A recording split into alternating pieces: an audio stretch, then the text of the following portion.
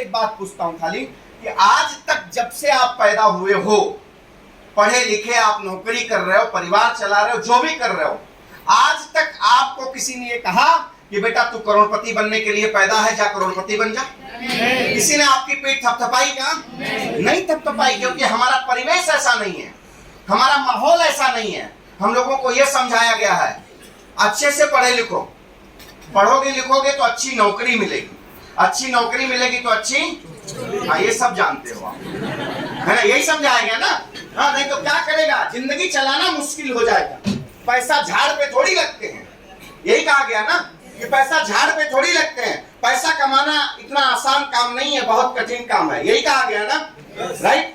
आपको एक बात बताऊं, मैंने अपनी जिंदगी में पहले भी और जब से इस मैनेजमेंट के साथ में मैंने अपने जीवन को जीना शुरू किया, मुझे एक बात समझ में आ गई कि दुनिया का सबसे आसान काम है पैसा कमाना, सबसे आसान एंड इजीएस्ट वे है पैसा कमाना। रिमेंबर दिस, सबसे पहले आप अपने दिमाग से निकाल दीजिए कि पैसा कमाना दुनिया का सबसे कठिन काम है। मैं आपको बताता हूं, पैसा कमाना दुनिया का सबसे आसान काम है, सबसे आसान काम है। आप में से कितने लोग जिंदगी में अमीर बनना चाहते हो? सब। रोड पे जाता हुआ उसको भी पूछोगे, वो भी। लेकिन अमीरी के बारे में आप में से कितने लोग रोज सोचते हो? क्या मजाक कर रहे हो यार? 90% टाइम आप अपनी जिंदगी में अभावों के बारे में सोचते हो, और अभाव ही आपका स्वभाव हो गया है। बनना तो अमीर चाहते हैं, लेकिन सोच दरिद्रों के जैसा है। जब एक अपॉर्चुनिटी मिली होगी, आज भी आप 17 बार क्वेश्चन करोगे सही है कि नहीं है। अरे सही नहीं होता तो हम जैसे लोगों को फर्श से उठाकर अर्श पर नहीं बिठा दिया होता है। आज भी आपको आपने हाथ उठाया, आप सोचते हो, आपने थोड़ा सोचा, इसके लिए ईश्वर आपको यहाँ पर बिठाकर ये अपॉर्चुनिटी दिखा रहा है। ये बिजनेस हमारा है, मैं इस बिजनेस में हूं इसलिए नहीं कर रहा हूं। देखो साहब, मेरा अपना एक व्यक्तिगत नेचर है। मैं अगर किसी चीज में सत्यता नहीं है तो उसका विरोध नहीं कर सकता हूं, तो मैं उस पर मौन रहूंगा, लेकिन मैं किसी को गलत मोटिवेट अपनी जिंदगी में नहीं करता हूं। आपको लगता होगा माइक पकड़कर कोई भी आकर यहाँ पर कुछ भी बात करता है, और हमें यह लगता है कि माइक पकड़कर बोलने के लायक अगर मैं बना हूं तो मेरी बातों से किसी के जीवन को बनाया जा सकता है, और मेरी गलत बातों से किसी को बिगाड़ा जा सकता है। इसके लिए मेरा दायित्व है, मेरी जिम्मेदारी है, मेरा रिस्पॉन्सिबिलिटी है। अगर इस ऑडिटोरियम में जितने लोग आप आए हैं, दिल से अगर आप में से बहुत से लोग आज मुझे सुनने के लिए आए हैं, तो आपको सुन के मुझे मजा आता होगा। लेकिन मैं जितनी बार ये चीजें मुझे लोग बताते हैं तो मुझे लगता है कि मेरी रिस्पॉन्सिबिलिटी और ज्यादा बढ़ती जा रही है। मेरे मुंह से निकलने वाले शब्द किसी के जीवन को दिशा देनी चाहिए, किसी के दशा को बदलनी चाहिए, न कि बिगाड़नी चाहिए। आप ऐसे ही मत समझना, आप जितने पहली बार आकर के बैठे हो ऐसे ही मत समझना साहब। तो बस लाइफ में बढ़िया चल रहा था सब कुछ, वहां भी महत्वाकांक्षा मेरी बहुत थी, और आज अगर मैं वहां भी होता तो साहब मेरे पास पैसे की कोई कमी नहीं होती। If you know about a merchant navy, मैं कुछ नहीं तो today I was a captain there. अगर मैं वहां कंटिन्यू होता, अदरवाइज सुपरिटेंडेंट होता, किसी ऑफिस में जाकर अब इस समय बैठ गया होता, ऑफशोर करके माल कमा करके बैठ गया होता, खूब पैसे में कमाता। पैसे का मुझे कोई कमी नहीं था, ठीक है, और एडवेंचरस लाइफ थी, मैंने अपने आप से चूज किया था। हाँ, ये बात अलग है कि तब वो उम्र थी तो एडवेंचर चूज किया था, थोड़ा और उम्र बढ़ती तो पता लगता कि मैं लौट कर आता तो जहाज पे जाने के टाइम खुशखबरी मिलती कि माय वाइफ प्रेग्नेंट, और इसके बाद आता तो बच्चा हुआ रहता, और उसके बाद फिर सेल पे चला जाता, लौट के आता तो मेरा बच्चा ही पूछता है तू कौन? भैया इतना ही तो मेरा परिवार से नाता होता। हाँ, जहाज में ले जाता कहाँ जाने का, ऑफिसर्स के लिए चांसेस थे, लेकिन महीने 2 महीने 1.5 महीने 15 दिन यार फैमिली थोड़ी उसमें सर्वाइव करती, उब जाती। हाँ, आप में से कितने लोग चौपाटी गए? चौपाटी, जुहू चौपाटी, गिरगांव चौपाटी, आप में से कितने गए ना? बहुत लोग वहां भी नहीं गए हैं। वसई के बाद नल्ला सोपारा या विरार, इसके अलावा जानते ही नहीं मुंबई में क्या है। आप जिंदगी जी रहे हो ना, मैं आपसे पूछ रहा हूँ, इतनी ही जी रहे हैं, बोलते सब मालूम है। कुछ लोग इसके बाद कहते हैं सब मालूम है, मुंबई का यम नहीं मालूम, मालूम सब है ना?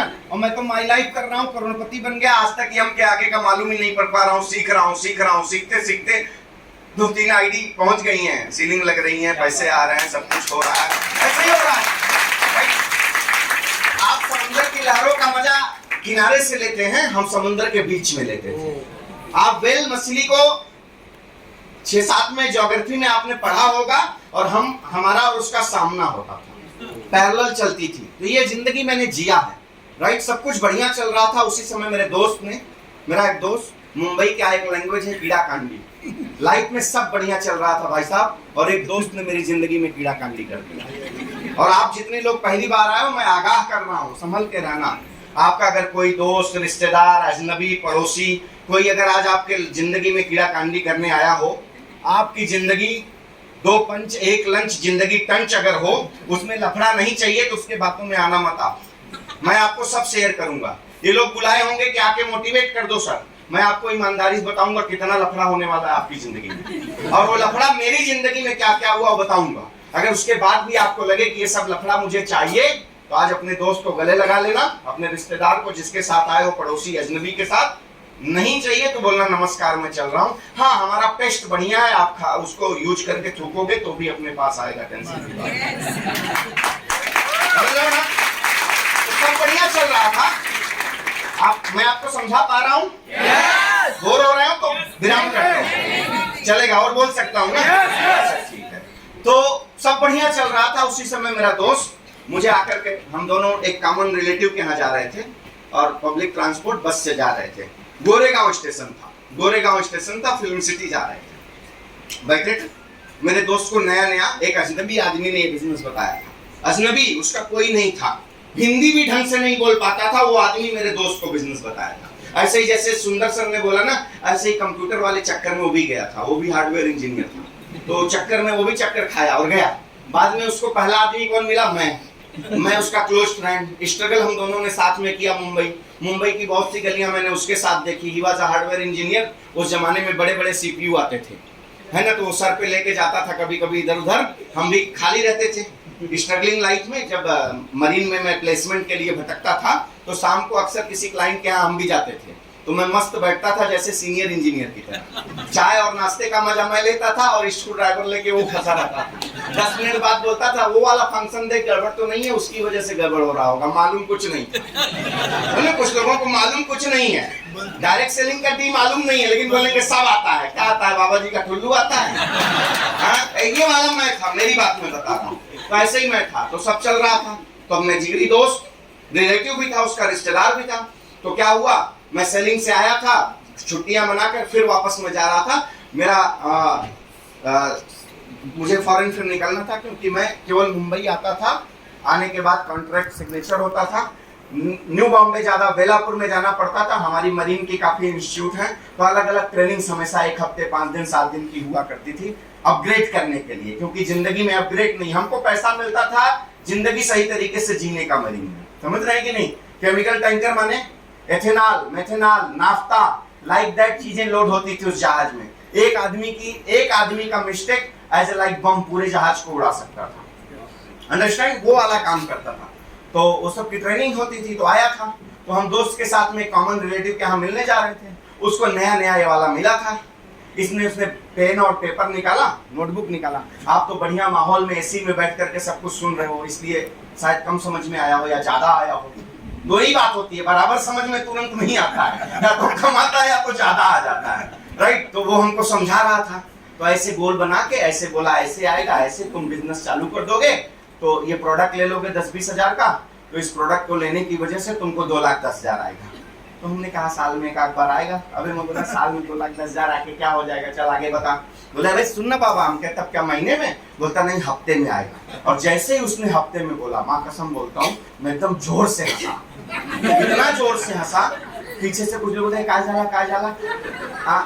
उस टाइम मला माहिती नाही काय झाला म्हणजे काय, ठीक है। तो लोगों को लगा इसको दौरे आ गए। मैं जोर से हंसा। अपने दोस्त को मैंने एक बात बोली, मैंने बोली सवेरे से मैं ही मिला था टोपी पहनाने के लिए। आप भी अपने दोस्त से पूछ लेना, मैं ही मिला था। भैया जिंदगी में प्रोडक्ट तो बहुत खरीदे हैं ना। अच्छा सैलरी पाते हैं तो क्या करते हैं? बैंक में जमा कर देते हैं। मुश्किल है, बैंक तक पहुंच भी नहीं पाते हैं। 80% पैसा आपका मार्केट से किसी न किसी ब्रांड को लाने में ही खर्च होता होगा।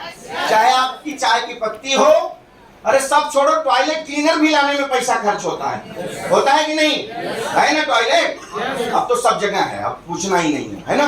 तो उसके भी पैसा खर्च होता है। मतलब हम नहीं, हमारे पिताजी के पिताजी सबने अपने जीवन में अपनी कमाई का 70 से 80% हिस्सा मार्केट से किसी न किसी चीज को, ब्रांड को लाने